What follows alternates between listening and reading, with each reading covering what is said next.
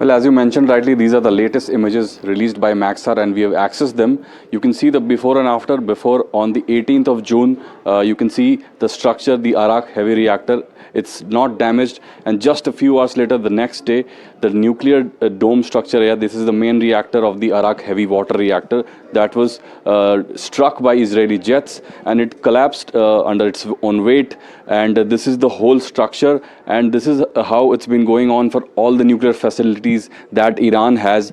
They have all been struck in the last 7 to 8 days, and they have almost all suffered heavy damages. This structure itself was not functional, because under the 2015 nuclear deal that Iran had signed with the US, this structure had to be stopped. So this didn't have any uranium fuel inside, so there's no risk of nuclear leakage as such. This is what the IAEA has said.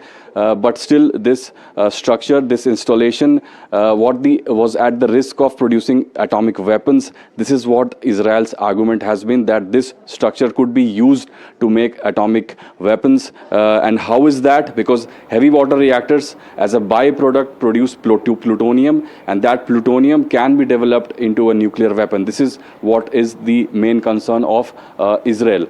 And that is why they have struck this structure. And you can see another part of this reactor on the outer edge.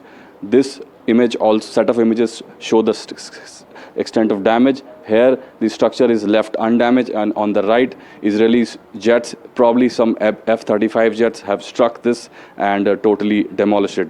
But the larger story remains, because nuclear program of Iran is still standing, although it might be on its knees, but it's not been obliterated. How much time will Israel take to wipe that? That remains to be seen, because that has been the #1 priority of Benjamin Netanyahu, to obliterate the nuclear program of Iran.